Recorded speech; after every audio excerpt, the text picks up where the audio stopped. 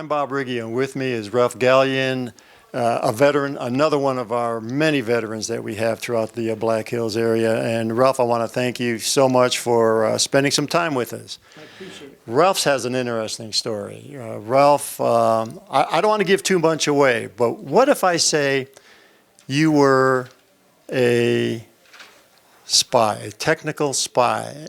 Am I stretching it a little bit? Well, probably I'd have to say, why, absolutely not. You know, I'm not a spy. Or else someone has to shoot you. Yes. However, I did have a very interesting job in the military. Basically raised in Bennett County, on a ranch south of Martin, South Dakota. By the time I was 18, I had never been more than 200 miles from home. I graduated from high school in 1952. I went to college. After the second year of college, I was running short on money. I worked for Red All part-time in there to kind of pay the way. I wound up getting an offer for a summer to go to Newcastle, and I went over there and wound up working for a year, and the draft got on my tail. And I thought, oh, I don't want to be drafted. And I really didn't want to go in the Army, so I thought I'd enlist in the Air Force. Bottom line, the Air Force recruiter stood me up. I didn't want to be drafted, so I talked to an Army recruiter, fixed them. I enlisted for 3 instead of 2. Yeah.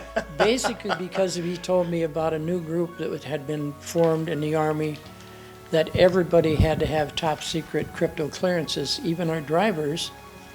And that kind of kind of tricked my trigger here and wound up going into it. Why did he mention this top secret assignment to you in particular? Was it your background that triggered that? I'm not sure. I know you had to have some college. You didn't have to have a degree because I didn't yet. Yeah. Anyway, I went into it, went to basic, and then off to Massachusetts to a school, and then to Fort Monmouth, New Jersey from additional, then wound up going overseas. Spent a little bit of time in Japan and then spent some time in Taiwan. At that time, China and Taiwan were having problems with Quemoy and Matsu. Keep in mind now, I'm supposed to be a peacetime warrior, no rifles. Right. Anything like this. My second night there, an artillery round dropped about a half a block from where I was sleeping. Turned out that was a mistake. That was Chiang Kai-shek's boys just goofed up. And we got an understanding on that they didn't fire over our encampment there. Because of the job I had strict travel restrictions and so forth, and we did, shall we say, we monitored some things that other countries had.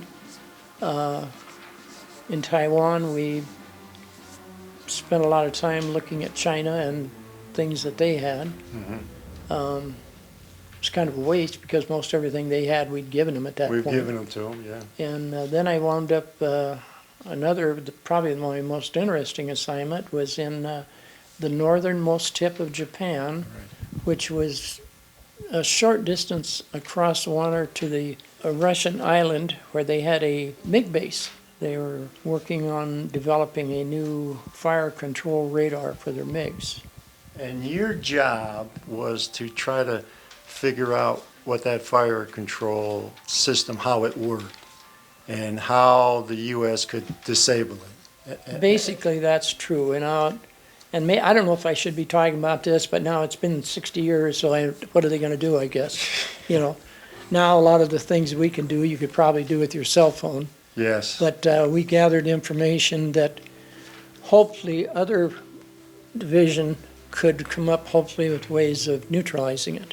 It was an interesting work. I was enlisted. Rank came pretty good because the job that I was doing, even as an E4, technically called for an E7. An interesting thing for Rapid City is that while I was over there, I got a message that I had an incoming replacement troop coming. The next day I got a message that said, guess what? There's another guy in the Army from South Dakota.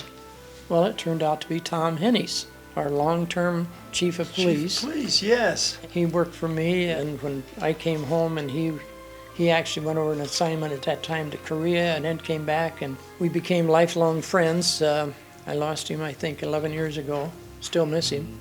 But that was kind of an interesting thing that happened. It was a great, great career. I should have stayed in. However, because of the movements and so forth that I did, I forgot to tell you that before I went in, when I was over at Newcastle, at the restaurant next door was this girl that I thought was kind of cute, and I bought the steak from the Red Owl at hamburger prices, took it over, and the restaurant fixed it for 50 cents and gave me all of this. And even though I didn't make a lot of money, I tipped her pretty good, because sometimes I gave her a sheet of green stamps. And she kind of, had to fall for me, I guess. Before I went overseas, I gave her a diamond, and then I was gone for 15 months. And then when we came back, we got married. It was assigned down in Texas, and a decision time: do I stay in or stay not, or Stay out. And Yeah, because I mean, you had a lot of TDY duties with the job that you had, and TDY, you're not allowed to bring your family. no, So if you would have stayed in, these TDYs would have continued. yeah. And once I went for like almost 7 weeks without getting any mail. And I could understand maybe Millie sending me a Dear John letter, but my mother, that didn't make sense, But anyway, the decision was to hang it up. I'm glad I served, proud I served, and obviously I don't have stories where I was a hero or something like this, It just was things I think about a little bit. I did get to fly up a little bit, and because I'd moved to Taiwan to a different site, they would fly one of these planes in, and we had this Hercules C-130 that I swear they were sleeping, and we went to dive in to land, and they couldn't hear for 3 days. So I probably was not good that I was. They had to dive in just to avoid being shot at? No, they were doing fine. They were probably just Trying to scare you? I don't know what they were doing. I think they were probably doing the right thing, and I just thought we were going down too fast. Anyway, it was fun. The one that really scared me was on a flight when I was coming back from Tokyo to Honolulu, and we hit one of the air pockets, and the plane dropped about 600 feet, and the stewardess person got badly injured from it. I've got friends and new friends here. West Hills has got a lot of veterans, and I'm really proud of them. I think of people like my brother. Now, he was a Marine, and when he passed away at 83, he was still a Marine. Sure, Marine's always a Marine. They're always a Marine, and I don't care what branch you're looking at, they were all needed, and they all did their job, and bottom line, they were all important. The whole package didn't work together, Ralph, thank you so much for taking the time. I really appreciate it. And I appreciate you honoring these people, Yes. But, Thank you.